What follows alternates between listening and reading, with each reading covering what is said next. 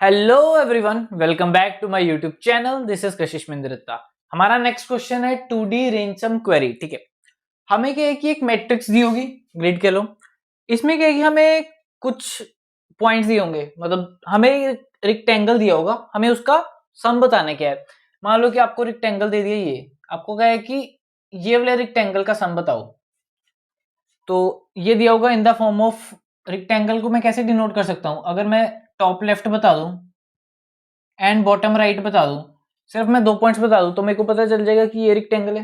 ठीक है, हमें 2 पॉइंट्स दिए होंगे, top left and bottom right, तो दैट डिनोट्स हमारा रेक्टेंगल। तो हमें क्या है कि उस रेक्टेंगल का सम बताने की, उस रेक्टेंगल का सम क्या है। एक तो ब्रूट फोर्स क्या है कि आपको पता है कि ये वाला रेक्टेंगल है, तो आप सीधा उसको पूरा आइटरेट करो, उसका सम फाइंड करो, रिटर्न कर दो। उसमें क्या है कि हर एक क्वेरी में ऑफ एन स्क्वायर लगेगी। ठीक है, और क्यू क्वेरीज लगा लो तो उसकी कॉम्प्लेक्सिटी हो जाएगी of n square into q. N square each operation में लगेगा, q for each query. But क्या है कि ये फिजिबल मेथड नहीं है, कॉम्प्लेक्सिटी हम इससे कम करना चाहते हैं। हम क्या करेंगे, ऑफ एन स्क्वायर क्यू से ऑफ क्यू ले आएंगे, कॉम्प्लेक्सिटी काफी सिंपल कर देंगे। अब क्या है कि 2D में फाइंड करने से पहले हम 1D का सोचते हैं। अगर मेरे को ये क्वेश्चन 1D का होता कि जैसे मेरे पास दिए 1 2 3 4 5 6, उससे पहले एक जरूरी बात, इसमें क्या है कि किसी की वैल्यू चेंज नहीं कर सकती। कि मान लो आपको शुरू में ये टेबल दे दिया, बाद में ये मैट्रिक्स चेंज नहीं होगा। नहीं तो 1D में क्या होता है, कई बार क्वेश्चन होता है कि आपको 2 ऑपरेशंस दिए होते हैं, एक सम बताओ रेंज सम, दूसरा अपडेट।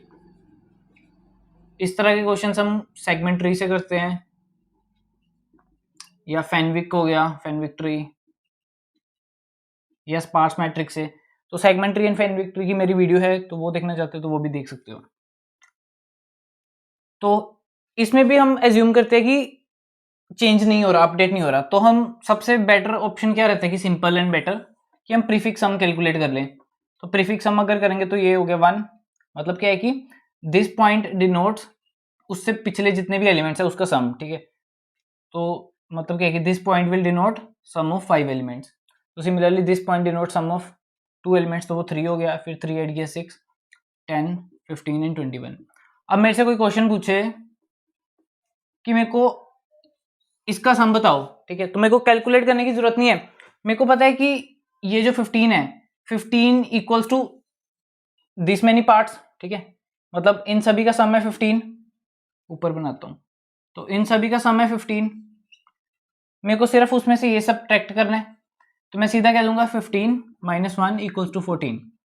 तो वैसे भी काउंट कर लो, तो 5 5 प्लस 4 9 9 प्लस 5 14, वैसे 14 आ रहा है। तो ऑफ एन की बजाय ये ऑफ 1 ऑपरेशन हो गया। क्यों? क्योंकि हमने एक ये वैल्यू उठाई, एक ये वैल्यू, हमें 2 वैल्यूज चाहिए। कोई भी रेंज दी है तो हम क्या है कि पूरी कवर कर लेंगे, बाकी उसके लेफ्ट वाली माइनस कर देंगे, तो बाकी रेंज बच जाएगी। तो हमने ये ऑफ एन से ऑफ 1 कर लिया प्रीफिक्स सम से। कुछ ऐसा ही हम इसी में करेंगे इन द 2D फॉर्म। हम क्या है कि ऑफ एन स्क्वायर से रिड्यूस करेंगे ऑफ 1 में। ठीक है, इतनी चीज पता चल गई। अब प्रीफिक्स सम में हम क्या कर रहे थे कि जो हमारे ith पोजीशन पे है, मान लो कि वो वैल्यू है कोई भी है, ARR ऑफ आई था, इसका नाम कुछ और रख देते हैं, मान लो इसका आंसर डीपी है, डीपी टेबल या प्रीफिक्स टेबल है, प्रीफिक्स सम है। तो जो मेरा प्रीफिक्स ऑफ आई था वो था मेरा sum, summation of ARR of I varying from 0 से आई है, इधर जे लिख देता हूं, जे वेरिंग फ्रॉम 0 से आई तक। ठीक है, तो ये डिनोट करता था। अगर मेरे को 2D में अप्लाई करना हो तो 2D में मैं इसको कैसे लिख सकता हूं? मेरे को इसका चाहिए था। ठीक है, तो मैं क्या है कि हर पॉइंट पे क्या स्टोर कर सकता हूं, जैसे क्या था प्रीफिक्स सम ऑफ आई था, आई में क्या था 0 से लेके आई तक था, ये सारा था। इसमें क्या कर सकता हूं मैं, फॉर एवरी पॉइंट, अभी के लिए इतनी प्रॉब्लम को भूल जाओ, इसको भूल जाओ। अभी क्या है कि इसमें मैं अगर कुछ स्टोर करनी है वैल्यूज, फाइंड हम आंसर जैसे इसमें किया था, बाद में करेंगे, हमें स्टोर करनी है वैल्यूज। तो हम स्टोर क्या कर सकते हैं कि आई को जे पे जो वैल्यू है उसका मतलब है कि, मान लो इसका नाम है डीपी रख लेता हूं, तो डीपी ऑफ आई को जे है, तो इसमें मैं वैल्यू स्टोर करूंगा sum of all, sum of rectangle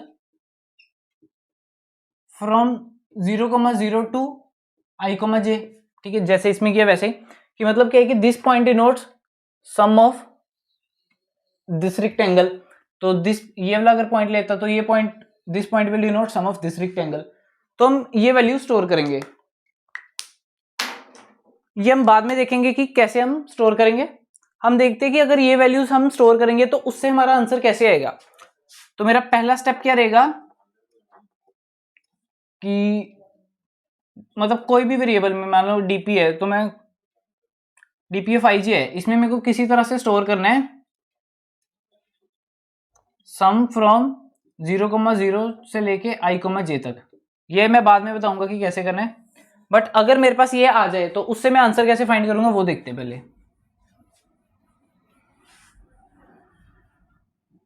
जैसे प्रीफिक्स टेबल बनाया था वैसे हम ये भी टेबल एक बार बना लेंगे, ठीक है। ये टेबल बनाने के बाद हमारा आंसर कैसे आएगा वो पहले देख लेते हैं। मेरे को कुछ इस तरह से दिया होगा, जैसे ये मेरे पास पूरा कंप्लीट रेक्टेंगल है, बीच में से मेरे को इतना सा पार्ट का सम निकालना है। तो जो ये वाला पॉइंट है मैं इसको इसके सब पार्ट्स बना लेता हूँ इधर, ठीक है। तो दिस पार्ट्स, दिस ये जो पार्ट है, ये वाला पार्ट क्या डिनोट करता है मेरा, ये वाला सम, ठीक है।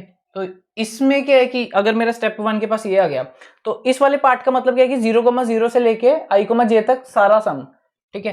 तो ये मेरा सारा एरिया आ गया आंसर में, ठीक है। तो एरिया 1, तो ये मेरे को पता चल जाएगा। बट क्या है कि मेरे को सिर्फ इतने पार्ट का चाहिए था, मतलब क्या है कि मेरे को ये जो सारा पोर्शन है इसको रिमूव करना होगा। ये मेरा 1 में सारा, अगर मैं डीपी ऑफ i,j की वैल्यू देखूं तो वो मेरे को 0,0 से i,j तक दे रहा है, बट मेरे को किसी और पॉइंट से चाहिए। तो मेरे को क्या है कि ये वाला एरिया सबट्रैक्ट करना होगा। तो ये सबट्रैक्ट कैसे करेंगे, अगर मैं ये वाला पॉइंट लूं तो उससे इतना हिस्सा मेरा सबट्रैक्ट हो जाएगा, ये वाला हिस्सा, ये पूरा हिस्सा मेरा सबट्रैक्ट हो जाएगा। तो let's say this B reason 2, तो इतना सबट्रैक्ट हो गया, बाकी मेरा अब कितना सबट्रैक्ट होने वाला बचा, ये वाला इतना हिस्सा, ठीक है। अब क्या है कि इतना हिस्सा कैसे आएगा, बट अगर मैं ये वाला पॉइंट लूं तो इस पॉइंट से क्या है कि ये पूरा हिस्सा आएगा, ये वाला इतना पूरा हिस्सा आएगा, बट ये मैंने ऑलरेडी सबट्रैक्ट कर दिया हुआ है, बट बाद में हम ऐड कर देंगे। तो थर्ड रीजन मेरा क्या हो गया, ये पूरा हिस्सा, थोड़ा गंदा हो रहा है बट समझ रही हो लगता है, ठीक है। तो ये पहला था, ये दूसरा हिस्सा सबट्रैक्ट करूंगा, ठीक है। तीसरा भी सबट्रैक्ट कर दिया, फिर ये वाला जो चौथा है ये ऐड कर दूंगा मैं, क्योंकि ये मैंने 2 बार सबट्रैक्ट कर दिया। तो क्या है कि मेरे को अगर इतने पार्ट का आंसर चाहिए तो मैं क्या करूंगा, रीजन 1 का रीजन 1 ऐड करूंगा, मतलब इस पॉइंट की वैल्यू ऐड करूंगा, उसमें से ये वाली वैल्यू सबट्रैक्ट कर दूंगा, ठीक है। माइनस रीजन 2, ये भी सबट्रैक्ट कर दूंगा, माइनस रीजन 3। अब क्या है कि 2 बार मैंने सबट्रैक्ट किया तो ये पोर्शन तो एक बार सबट्रैक्ट हुआ, बट ये पोर्शन 2 बार सबट्रैक्ट हो गया, तो एक बार मेरे को ऐड करना होगा, प्लस रीजन 4। तो स्टेप 2 में मेरा क्या है कि मेरा ये रिजल्ट है, मतलब मेरा जो आंसर है वो मेरा है region 1 minus region 2 minus region 3 plus region 4, ठीक है। तो ये मेरा है। अब क्या है कि स्टेप 2 तो मेरे को पता चल गया कि मेरे को कैसे करना है, कि ये मेरे को पता चल जाएगा।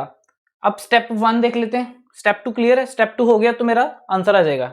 बस मेरे को अब ये देखना है कि इस पॉइंट पे मैं पूरे 0,0 से i,j का कैसे स्टोर करूंगा। अब स्टेप 1 देखते हैं। और एक और चीज इसमें स्टेप 2 में ही, कि जैसे इसमें क्या था, अगर मेरे पास ऐसी क्वेरी है तो वो तो मैं ये चारों रीजन लगा दूंगा, ठीक है। बट क्या है कि अगर मेरी क्वेरी ऐसी आती, ठीक है, फिर क्या है कि उसमें मेरे को ये रीजन फाइंड करने की जरूरत ही नहीं है, क्योंकि उसमें ना 2 डिफाइंड होगा, ना 3 होगा, ना 4 होगा, ठीक है। ये जैसे ये रेक्टेंगल है, मान लो कि इसको हमने इधर शिफ्ट कर दिया तो रीजन ना 2 बचा, ना 3 बचा, ना 4 बचा, ठीक है। तो सिर्फ उस केस में रीजन 1 आएगा, ठीक है। अब यही चीज अगर मेरी क्वेरी में ऐसे पूछते हैं, ठीक है, तो इस केस में क्या है कि मेरा ये पूरा क्या हो जाएगा, रीजन 1 माइनस दिस रीजन 2, तो उसमें रीजन 3 4 नहीं आएंगे, और अगर मेरी क्वेरी ऐसी होती, तो अगर मेरी क्वेरी ऐसी होती, ठीक है, इस वाले का बताना होता, तो इसमें क्या आ जाएगा, रीजन 1 इसमें पूरा कवर हो जाएगा, माइनस ऊपर वाला क्या था, रीजन 3, माइनस रीजन 3 आ जाएगा। तो ये देख लेना कि किस में कौन सा इंक्लूड करना है, कितना नहीं, ठीक है। 4 केसेस बनेंगे, एक ये वाला, एक ये वाला, एक जो पूरा साथ में जुड़ा है तीसरा वाला, एक ये चौथा, मतलब कोई रैंडम। तो ये डिपेंड करेगा, तो वो आप देख लेना कोड में कैसे इंक्लूड करना है। अब स्टेप 1 देखते हैं। स्टेप 1 में मेरे को क्या करना है कि 0,0 से i, j की वैल्यू स्टोर करानी है इन ए डिफरेंट एरे, उसका i, jth इंडेक्स पे। मतलब क्या है कि जैसे ये 2 है, तो इस वाले पॉइंट पे क्या है कि इस पूरे की 0,0 से लेके इस 2 तक जितना भी रेक्टेंगल बन रहा है उसका मेरे को स्टोर कराना है। तो वो भी हम जैसे स्टेप 2 फाइंड किए वैसे कुछ देखते हैं। मेरे को इतने रीजन का सम फाइंड करना है, ठीक है। तो ये कैसे होगा, इतने रीजन का सम फाइंड करना है, तो मतलब क्या है कि मेरे को इस पॉइंट पे स्टोर करनी है वैल्यू पूरे रीजन की। तो इस पॉइंट पे तो मतलब मैं अगर ऐसे फिल कर रहा था चीजें, ठीक है, डीपी टेबल, तो क्या है कि जब मैं इस पॉइंट पे पहुंचूंगा तो मेरा ऊपर अभी फिल हो चुका होगा, ये भी, तो मैं क्या है कि इनकी वैल्यूज यूज कर सकता हूं। तो मेरे को पूरा फाइंड करना है, ठीक है। तो अगर मैं इस पॉइंट पे देखूं, तो इस पॉइंट का मतलब क्या है कि ये जो रीजन 1 का है मेरे पास पहले ही प्री कंप्यूटेड होगी वैल्यू, ठीक है। कि डीपी में यही होता है कि अगर मैं किसी प्रॉब्लम पे जा रहा हूं तो प्रीवियस प्रॉब्लम मैं ऑलरेडी सोल्व करके आया हूं, तो प्रीवियस प्रॉब्लम का रिजल्ट मैं यूज करता हूं। तो मेरे को i, j की वैल्यू फाइंड करनी थी, सम फ्रॉम 0,0 से लेके i, j तक। तो अगर मैं i-1 एंड j की वैल्यू देखूं, तो उससे क्या है कि मेरा इतना ये एरिया सारा कवर हो जाएगा, ठीक है। अब क्या है कि इसमें मैं ये वाला भी एरिया, मेरे को ये वाली स्ट्रिप रहेगी ऐड करने वाली, वो मैं ऑफ एन में कर सकता हूं। सीधा ही आप एक कॉलम वाली लूप लगा दो तो आपका आंसर आ जाएगा। तो उस केस में मेरी कॉम्प्लेक्सिटी बन जाएगी ऑफ एन क्यूब, नहीं ऑफ एन इसके लिए, और क्या है कि एन स्क्वायर वैल्यूज कैलकुलेट करनी तो ऑफ एन क्यूब बन जाएगी। बट इसको भी मैं रिड्यूस कर सकता हूँ बाय यूजिंग अदर वैल्यूज। सो मैं ये वाला रीजन भी इंक्लूड कर सकता हूँ, इतना वाला, ये वाला पोर्शन, ठीक है। तो इससे क्या होगा, स्ट्रिप तो आ जाएगी but some area will be duplicated, ठीक है। तो इससे क्या होगा, अगर मैं ऐसे एरो बनाऊं, एरो दूसरी तरफ बनाता हूं, तो इससे ये वाला एरिया आ गया। अब अगर मैं ये वाला एरिया फाइंड करूं, ठीक है, तो क्या है कि मेरा ये जो डबल शेडेड वाला रीजन है 2 बार कैलकुलेटेड हो जाएगा। तो हम क्या करेंगे, इस पॉइंट पे है ना, तो ये वाला ऐड कर देंगे और ये वाला, ये दोनों ऐड कर देंगे। बाद में ये जो कॉमन है ये सब्ट्रैक्ट कर देंगे to get the value of i, j। तो इस पॉइंट पे क्या आ जाएगा, मैं लिखूं कि अगर dp ऑफ i, j है, तो इसकी वैल्यू क्या आ जाएगी, dp of i-1 and j plus dp of i and j-1, ऊपर वाली वैल्यू 2 बार कैलकुलेटेड को कौन सी होगी, i-1 j-1 वाली, minus dp of i-1 j-1। तो ये मेरा डीपी रिलेशन बन गया। तो अब बेस कंडीशंस देख लेते हैं। बेस कंडीशंस है कि मतलब जिस पे ये फॉर्मूला नहीं लगेगा हमें स्पेशली कैलकुलेटेड करनी होगी वैल्यूज। तो ये फॉर्मूला तब नहीं लगेगा जब मैं क्या कैलकुलेट करूंगा, top most row and top most column, ठीक है। ये वाली row, first row and first column. अब first row and first column में क्या है कि मेरे अगर इस पॉइंट पे हूं तो मेरे पास ये भी पॉइंट नहीं है, ये भी पॉइंट नहीं है, सिर्फ ये पॉइंट है, ठीक है। तो 3 पॉइंट्स पे मेरी वैल्यू डिपेंड कर रही थी, बट इसमें सिर्फ एक ही है। तो क्या है कि मेरे को इसका प्रीफिक्स सम ही कैलकुलेट करना होगा। मतलब मैं क्या कर सकता हूँ, जैसे जैसे आगे जाऊं तो एक ही वैल्यू है पिछली, तो पिछली वैल्यू के सम में ऐड करते जाऊं, मतलब उसमें क्या है कि 2 टर्म्स नहीं आएगी,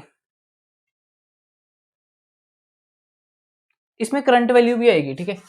तो मैंने क्या किया था कि ये वाली वैल्यू ऐड कर दी, ये ऐड कर दी, सब्ट्रैक्ट ये कर दी, बट ये वाली वैल्यू भी तो ऐड करनी थी, plus ARR of IJ। But अगर सिंगल है तो सिंगल में क्या कर दूंगा मैं, उसमें ये 2 टर्म्स कट जाएंगी, ये टर्म्स नहीं आएंगी, उसमें क्या आएगा, dp of I J equals to dp of I minus one J plus ARR of I J. ठीक है, तो ये फर्स्ट रो ऐसे में फिल करूंगा। अब फर्स्ट कॉलम फिल करना है तो इस वाले पॉइंट तक जो वैल्यू है वो मैं लीनियर की तरह ही ट्रीट करूंगा इसे। ठीक है, तो इतने का सम प्लस दिस वन, तो वो क्या हो जाएगा, dp ऑफ आई का J equals to dp of I into J minus one plus ARR of I J. तो इसकी वैल्यू तो, इस पॉइंट की वैल्यू तो simple ARR of I J आएगी, रो की मैं कैलकुलेट कर लूंगा कॉलम की, फिर ये डीपी रिलेशन लगा दूंगा, उससे क्या है कि मेरा डीपी टेबल आ जाएगा। तो डीपी टेबल आ गया तो मेरे पास क्या है कि हर एक पॉइंट पे 0,0 से वैल्यूज आ गई। फिर जो मेरी रेंज मेरे को फाइंड करनी है, फिर क्या है कि उसके में मैं 4 पार्ट्स करके फाइंड कर सकता हूं आंसर आराम से। तो आंसर मतलब टाइम कॉम्प्लेक्सिटी क्या आई, एक बार मैंने डीपी टेबल बना लिया, उसके बाद क्या है कि मेरे को कोई भी रेक्टेंगल दे दो, मेरे को क्या करना था, चार रीजन मतलब 4 पॉइंट्स मेरे को सिलेक्ट करने थे और ये इक्वेशन बना लगानी थी। ठीक है, तो ये ऑफ 1 में लगेगी। ठीक है, क्योंकि मेरे को प्लस माइनस ही करना है, वो भी सिर्फ 4 टर्म्स पे, कांस्टेंट टर्म्स है, तो वो मैं सिर्फ ऑफ 1 में कर सकता हूँ। तो टाइम कॉम्प्लेक्सिटी मेरी क्या हो जाएगी, ऑफ 1 फॉर ईच क्वेरी। तो क्यू क्वेरीज अगर पूछेगा तो टाइम कॉम्प्लेक्सिटी ऑफ क्यू हो जाएगी, और स्पेस कॉम्प्लेक्सिटी मेरी क्या बन जाएगी, स्पेस कॉम्प्लेक्सिटी मेरी बन जाएगी ऑफ एन स्क्वेरी या एम एन अगर रेक्टेंगल हुआ तो, मतलब एम रोज एन कॉलम्स, क्योंकि जितनी ये है उतना ही मेरे को टेबल बनाना है।